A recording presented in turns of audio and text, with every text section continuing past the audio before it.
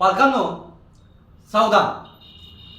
काही अकॅडमीच्या भूलथापांना बळी पडून तुमच्या आर्थिक व पाल्याचे शैक्षणिक नुकसान करू नका. गेल्या काही वर्षापासून या शैक्षणिक क्षेत्रामध्ये अकॅडमीचं एक भूत आले. हा त्याला आपण भूतच म्हणू. ह्या अकॅडमी जे विद्यार्थी ज्यांना मेडिकल इंजिनिअरिंगला जायचं आहे त्यांना ह्या अकॅडमी कॉन्टॅक्ट करतात, त्यांच्या पालकांना कॉन्टॅक्ट करतात व वेगवेगळे आमिषे देऊन त्यांना आपल्या अकॅडमीला ॲडमिशन घ्यावे म्हणून सांगतात. तिथं ॲडमिशन घेतल्यानंतर त्याची जी ॲडमिशन फी आहे ती अक्षरशः लाखो रुपयेमध्ये आहे. पण एवढी मोठी फी घेतल्यानंतर सुद्धा त्या पालकाचा विद्यार्थी किंवा त्या पालकाचा पाल्य हा रँकमध्ये येईलच, त्याला पुढं इंजिनिअरिंगला ॲडमिशन मिळेलच, त्याला मेडिकलला ॲडमिशन मिळेलच, याची शाश्वती मात्र कोणच देत नाही. फक्त आणि फक्त जाहिराती असतात.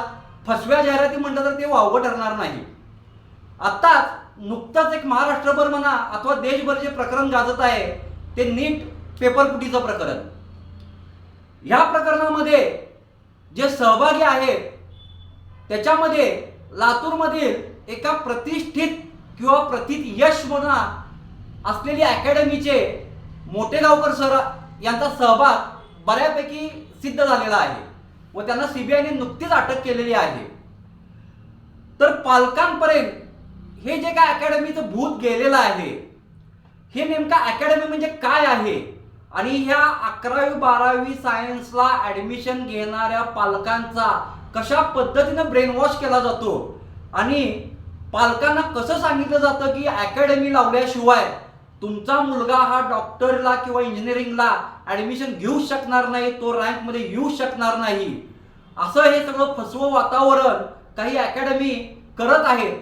थोडक्यात काही अकॅडमी मिळून यांनी एक शिक्षण माफिया चालवण्यातला प्रकार आहे. नमस्कार, मी उदय ओंकार. जनहितार्थ जारीमध्ये आपणा सर्वांचे स्वागत आहे. आज ह्या अकॅडमीचं जे काही भूत आलेलं आहे हे भूत पालकांच्या मानगुटीवरनं उतरवण्यासाठी आपल्यासोबत श्री स्वरूप मगदूम आहेत, जे स्वतः एमटेक आहेत व ते स्वतः त्यांनी 6 वर्ष प्रतिष्ठित कॉलेजेसमध्ये असिस्टंट प्रोफेसर म्हणून कार्य केलेलं आहे. नमस्कार सर. नमस्ते सर. आता हा जो काय अकॅडमीचा जो काही विषय आहे, जे काय आता मी मांडलं, अकॅडमीचं जे काय भूत पालकांच्या मानगुटीवर जे काय बसवलं गेलेलं आहे लाखो रुपये फी घेऊन, ह्याबद्दल तुम्ही आता या शैक्षणिक क्षेत्रात काम केलेलं आहे, तुम्हाला हे बऱ्यापैकी माहिती आहे, तुम्ही स्वतः एमटेक आहात, त्यामुळे तुम्हाला ही सगळी प्रोसिजर माहीत आहे. तुमचं काय नेमकं मत काय आहे या बाबतीत? मी सर तुम्हाला एक क्वेश्चन विचारू इच्छितो पहिल्यांदा स्वतः, की अकॅडमी म्हणजे काय? तुम्ही 11वी-12वी सायन्सचे विद्यार्थी होता, मी 11वी-12वी सायन्सचा विद्यार्थी होतो. आपण एका प्रतिष्ठित कॉलेजला 11वी-12वीचं शिक्षण केलेलं होतं. बरोबर. आणि तो अभ्यासक्रम थोडा कॉमर्स आणि आर्ट्सपेक्षा थोडासा जास्त कठीण असतो. त्यामुळं आपल्याही पालकांनी आपल्याला पूर्वी क्लासेस लावलेले होते. बरोबर आहे? क्लास आणि अकॅडमी ह्यातला फरक काय आहे तो आज आपण जाणून घेणार.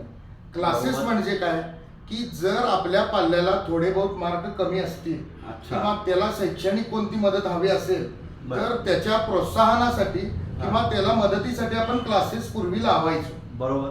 आता अकॅडमी म्हणजे काय मी तुम्हाला सांगतो. अकॅडमी म्हणजे काय की त्या पाल्यानं कोणत्याही कॉलेजला ऍडमिशन न घेणे म्हणजे काय की ऍडमिशन असतं एका कॉलेजला आणि तो पाल्य जातो एका ठिकाणी शिकायला. त्या पाल्यानं त्या कॉलेजचा कधीही चेहरा पाहिलेला नाहीये 11वी-12वीचा. तुम्ही कोणत्या कॉलेजला आहात ते सांगण्यासाठी फक्त त्यांना कॉलेजचं नाव सांगितलं जातं आणि त्यांना 6 महिन्यातनं एखाद वेळेस फक्त ही लायब्ररी आहे, हा फिजिक्सची लॅब आहे, ही केमिस्ट्रीची लॅब आहे असं दाखवलं जातं. हे जेवढं माझ्या कानावर आलेलं आहे ते मी तुम्हाला सांगतो. का? कारण कुणीही पुढे येऊन हे सांगत नाहीत गोष्ट. कसं असतं की तुम्हाला पाल्यांना काय वाटतं की मी अकॅडमी, माझ्या मित्राने अकॅडमी लावली, मीही लावणार आणि मला जास्त मार्क्स पडणार. आणि मेन काय आहे ह्याच्यात की प्रत्येकाला फ्युचरमध्ये काहीतरी करून दाखवायची आशा असते बरोबर. आणि प्रत्येकालाच वाटतं की मी इंजिनियर व्हावं, डॉक्टर व्हावं. बरोबर. ह्यातून आपण हा मुद्दा येणारच आहे पुढे, तो आपण एक्सलेट करूया की बाबा प्रत्येकानं इंजिनिअरिंगच करावं का, प्रत्येकानं डॉक्टरकीच करावी का, आणि प्रत्येकानं बी फार्मसीच करावी. ठीक आहे, तो मुद्दा तर आपण घेऊच, किंवा प्रत्येकाने इंजिनिअरिंग करावी का किंवा डॉक्टरकी करावी का हा विषय ठीक आहे, हा पार्ट वेगळा आहे. पण आता जे 11वी 12वी सायन्सला जी मुलं ऍडमिशन घेत आहेत, आता माझ्याही काही कानावर असं आलंय की बऱ्यापैकी पाल्यांचं मुलाचे 10वीचा रिझल्ट यायच्या आधीच अकॅडमीला ऍडमिशन घ्यायचं. कॉलेज सोडून अकॅडमीला ऍडमिशन, म्हणजे माझ्या कानावर असं आलेलं आहे की बाबा हेच कॉलेजला ऍडमिशन करतात काय, पाल्यानं त्या कॉलेजला जायचंच नाही. आता हे काही पालकांकडून मला एक वस्तुस्थिती कळाली आहे बरोबर. आणि दिवसभर त्यांनीच त्या अकॅडमीमध्ये थांबायचं आणि कॉलेजला जायचंच नाही. ह्यात कितपत सत्यता आहे किंवा हे खरंच असं आहे? हो, हे बरोबर आहे तुम्ही म्हणालेला.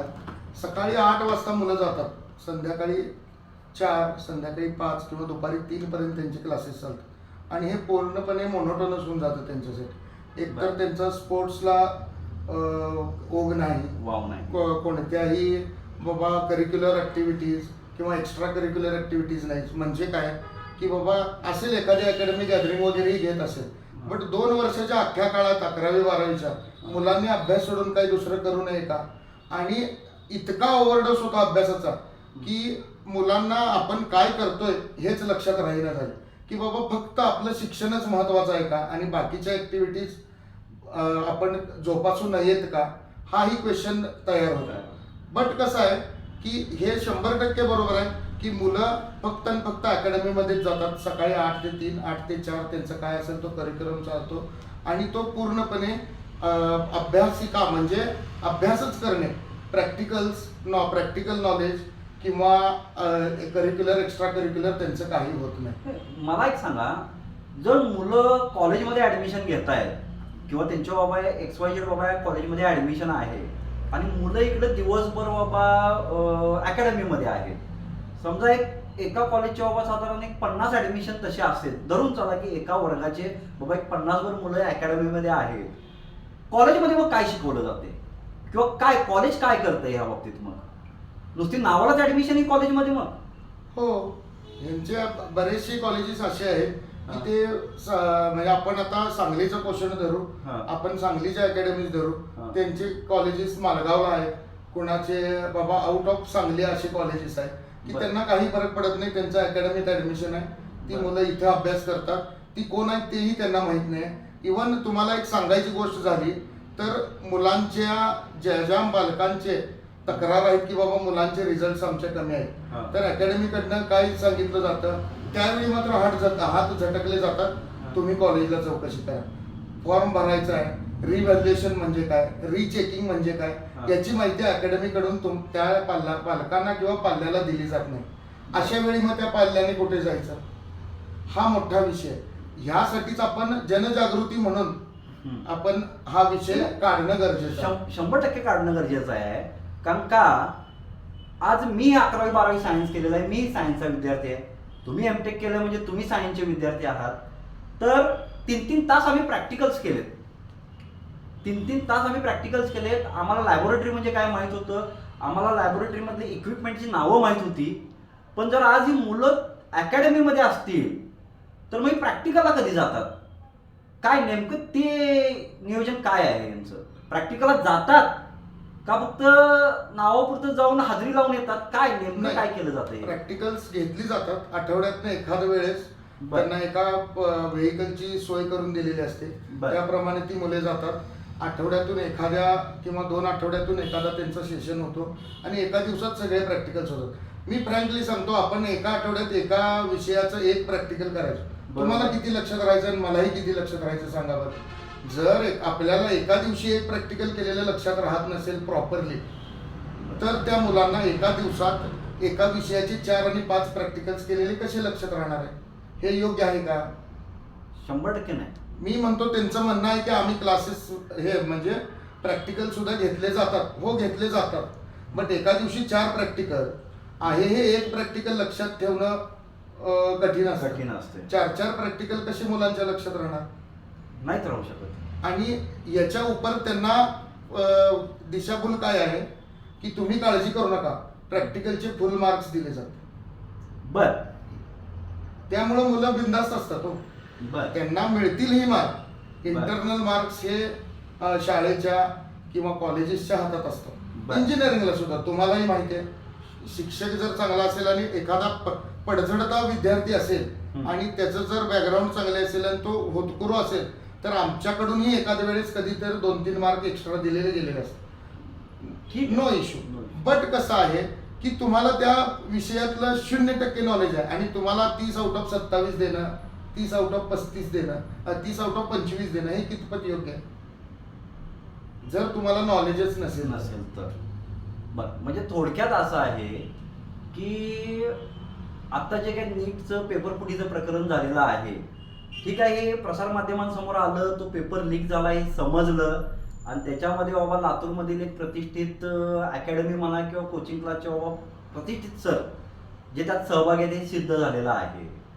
तर या सगळ्यातून एक बाब अशी निदर्शनास येते की फक्त पालकांकडनं अकॅडमीचं वातावरण तयार करून किंवा एक संभ्रमावस्था तयार करून तुम्ही आमच्याकडे आला म्हणजे तुमचा पाल्य टॉपर झाला आणि तुमचा पाल्य टॉपर होणार म्हणजे काय, तर जसं ते नीट पेपर फुटीचं प्रकरण झालं तसंच हे प्रॅक्टिकलचे मार्क्सचा विषय आला आणि अशा पद्धतीनं पालकांना आम्हीच दाखवलं जातं. बरं, वस्तुस्थिती ही आहे की प्रॅक्टिकली ह्या गोष्टी किती ह्याच्यामध्ये येतात हा तर महत्त्वाचा मुद्दा आहेच. बरं, त्याच्यानंतर जी मुलं खरंच टॉपर आहेत, म्हणजे आता आज एक अशी वस्तुस्थिती आहे की काही पाल्य मी बघतो 11वी 10वी 11वीचे आहेत जे खरंच खूप हुशार आहेत, ज्यांचे मार्क 90-95% पुढे आहेत, पण त्या 95% पुढं मार्क असणाऱ्यांना त्यांच्या पालकांची आज अशी परिस्थिती आहे की ते अकॅडमीला घालू शकत नाहीत आणि त्यांनी त्या अकॅडमीला घालू शकत नाहीत. बऱ्यापैकी पाल्य हे अकॅडमीला ऍडमिशन असल्यामुळं वर्गामध्ये विद्यार्थ्यांची संख्या कमी, त्यामुळे प्रॉपर ज्या अकॅडमीला ऍडमिशन घेऊ शकत नाहीत आणि प्रॉपर कॉलेजमध्ये पण मग एज्युकेशन होत नाही, त्या विद्यार्थ्यांनी करायचं काय? कसं असतं सर, पूर्वी आपण पाहिलेलं आहे किती बऱ्याचशा हालाकीतनं आलेले लोक सुद्धा बरेचसे शिकलेले आहेत. विषय कसा होतो, ज्याच्या त्याचा हा वैयक्तिक बाबा त्यांच्या आईवडिलांच्या स्थिर स्थावर मालमत्तेचा विषय असतो. जे घेऊ शकत नाहीत त्यांना बाबा कॉलेजेस अवेलेबल आहेत आणि तिथंही लेक्चर्स होत नाहीत असं नाही. जो मुलगा सिरियसली करू इच्छितो त्याला कुठेही मार्क्स मिळतात आणि जो अकॅडमीत जाऊन सुद्धा करू इच्छित नाही तर त्याला मार्क्स मिळणार नाही. तुम्ही अकॅडमी लावली म्हणूनच मार्क्स मिळतील आणि तुम्ही कॉलेजेस करताय फक्त तर तुमचे मार्क मिळणार नाही, तर ते चुकीचं आहे. 100% तुम्ही जर प्रयत्नशील आहात आणि मी त्याच्या पुढचं सांगतो, तुमच्याकडे क्लास लावायला पैसे नाहीत ना, जा कॉलेजच्या शिक्षकांकडे, मला हे समजलेलं नाही, मला हे समजून द्या. ते का समजून देणार नाहीत तुम्हाला? 100% देणार आहेत आणि ते त्यांचं काम आहे ते त्यांनी केलंच पाहिजे, त्याशिवाय होणार नाही. म्हणजे थोडक्यात काय की ह्याच्यामध्ये प्रत्येक कॉलेजेसने लक्ष घातलं पाहिजे. येस. आणि अकॅडमीचा जो काय प्रोपोगंडा आहे हा कुठेतरी थांबवला पाहिजे. सर, तो प्रोपोगंडा थांबला पाहिजे. का थांबला पाहिजे? कारण मी पहिल्यांदा आपण व्हिडिओच्या सुरुवातीला जे सांगितलेलं होतं की बाबा तुम्ही ॲडमिशन घेता 11वी 12वी सायन्सला, तर फक्त मुलांच्या डोक्यात हेच असतं की मला इंजिनिअरिंग करायचं आहे, एक नाहीतर मेडिकल करायचं. आत्ता थोडा कल कोरोनानंतर बी फार्मसीचा सुद्धा आलेला आहे, त्यानंतर आर्किटेक्चर, असे 4-5 फील्ड आहेत की ज्याला मुलांचा सायन्सच्या मुलांचा कल जास्त असतो. बरं, ह्यासाठी तुम्ही नॉर्मल कॉलेजला असाल तर काय फायदा होऊ शकतो मुलांसाठी की बाबा ज्याला चांगले मार्क पडले तो जाणारच आहे इंजिनिअरिंग, तो IITलाही जाईल, तो NITला जाईल, तो IISCला जाईल, त्याला जेवढे मार्क पडले JEE ॲडव्हान्सला त्यानुसार त्याला ॲडमिशन मिळणारच. पण प्रॉब्लेम कोणाचा होतो की ज्याला कमी मार्क पडले त्या मुलांच्या मनात न्यूनगंड तयार होतो की बाबा मी आता इंजिनिअरिंग नाही केलं तर माझ्या आयुष्यात काय होणार, किंवा मी मेडिकल नाही केलं मला बी फार्मसीला मिळत नाही, मला सर्टन माझा ग्रुप क्वालिफाय नाही झाला. विषय तुम्हाला एक सांगतो की ज्या मुलांना 10वीला 90-95% आहेत, अभ्यास करून सुद्धा मुलांना ग्रुप क्वालिफाय झालेले नाहीत काय. हा प्रॉब्लेम आहे. काय कारण एका लिमिटच्या बाहेर अभ्यास केला तरीही तो मोनोटोनस होतो आणि ते ऐन परीक्षेला आठवत नाही. असे बऱ्याचशा गोष्टी असतात की बाबा तुमची त्याची प्रिलिम झाली का, हे झाली का, बट विषय लांबायला नको. मी तुम्हाला एक सांगतो की जर तुम्हाला इंजिनिअरिंगला चांगल्या कॉलेजला मिळालं नाही, तुम्हाला साध्या कॉलेजला करायचं नाही, मग त्यासाठी पुण्याचे फर्ग्युसन कॉलेज आहे, बरंच आपल्या आता इथं KWC आहे, विलिंग्डन आहे, अशा ठिकाणी BSc चे आपल्या बरेचसे कोर्सेस आहेत, BCA चे आहेत. म्हणून त्या मुलांचं करिअर आयुष्यात होणार नाही का? आपण इथं कॉमर्स आणि आर्ट्सचा विषय सोडून देऊ. इथं विषय कोणाचा चाललाय की सायन्सच्या विद्यार्थ्यांचा चाललाय. बरोबर. एवढा समाजात संभ्रम आहे की BA BCom करणाऱ्या मुलांचं फ्युचरच नाही. ऍक्च्युली तुम्ही बघा, इंजिनिअरिंगचा पोरगा 8,000ला काम करत आणि BComचा मुलगा बँकेत बसून चांगला मी म्हणतो 35-40 हजारचा का होईना बँकिंग सेक्टरचा पगार, फायनान्स सेक्टर, आणि त्यानंतर BCom MBA झालेला माणूस HR होऊन इंजिनिअरिंगला 8,000 रुपयाचा पगार घेऊन काम करणाऱ्याच्या याच्यावर बॉसिंग BCom वाल्याचं असतं. बरोबर. हे लक्षात यायला पाहिजे मुलांच्याही. हे कधी येणार आहे की ज्यावेळी तुम्ही 11वी-12वीला ज्युनियर कॉलेजला ऍडमिशन घ्याल, आपल्या कडेनं काय चाललेलं आहे, बाकीची मुलं करिअर कशात करतायत, तुम्हाला कोशंट वाईड होतो. लक्षात घ्या, तुम्ही अकॅडमीला गेले की 4च ऑप्शन राहील. ऑप्शन नाही आहे तसं नाही आहे, बट हे एक्सप्लोर होत नाही.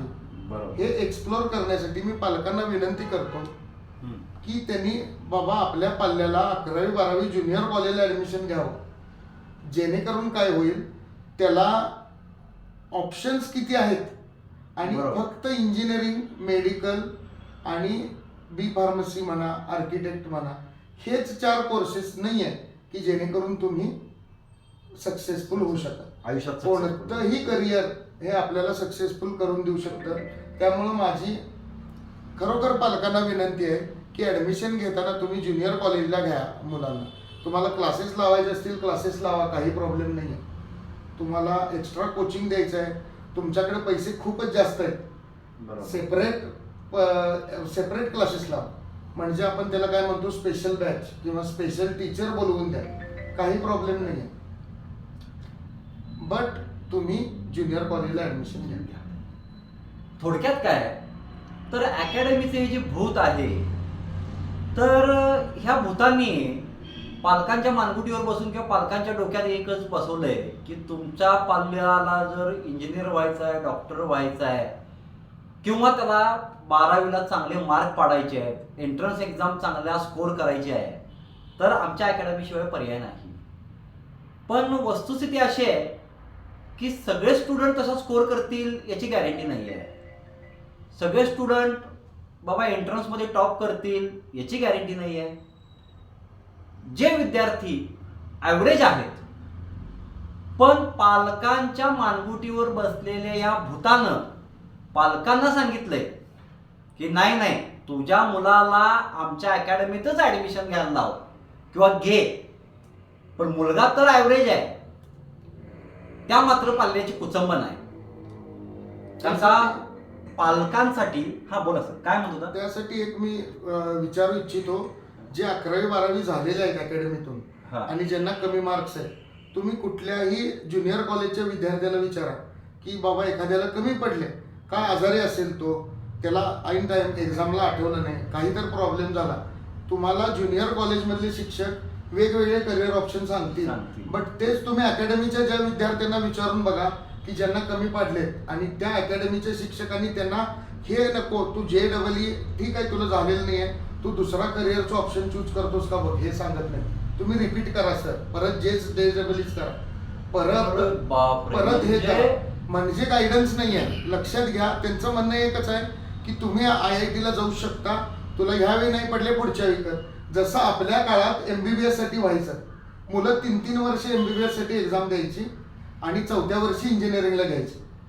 ज्यांना 160, 150, 200 आउट ऑफ यायचे त्या काळात 3-3 वर्ष मुलं घालवून परत इंजिनिअरिंगला जायची. एक जण तर BSc करायचे, नाही मला आता मोठं शिक्षणच नको, बास झालं मला करून, असा विषय आहे. मी खरोखर विचारू इच्छितो 11वी-12वी अकॅडमीतनं केलेल्या मुलांचा की ज्यांना कमी मार्क पडले त्यांना किती गायडन्स आहे अकॅडमीच्या शिक्षकांचा, माझा हा प्रश्न आहे. म्हणजे स्वरूप सर, तुमच्या या म्हणण्या पद्धतीप्रमाणे असं आहे की जे ॲव्हरेज विद्यार्थी आहेत, म्हणजे जे बाबा एंट्रन्स क्लिअर काढू शकत नाही आहेत, ज्यांना बाबा ज्यांच्या पालकांचं स्वप्न आहे माझ्या मुलानं इंजिनिअरिंगला घ्यावं, माझ्या मुलानं मेडिकलला घ्यावं आणि त्यासाठी त्यांना एंट्रन्स क्लिअर करावी किंवा एंट्रन्समध्ये स्कोर करावा, पण मुलाची तेवढी बौद्धिक कॅपॅसिटी नाही आहे म्हणा किंवा तो तेवढा स्कोर करू शकत नाही, तर असे पालक किंवा असे विद्यार्थी म्हणजे ह्या अकॅडमीसाठी वर्षानुवर्ष असलेलं एक प्रकारचं व्यवसाय खाद्यच आहे.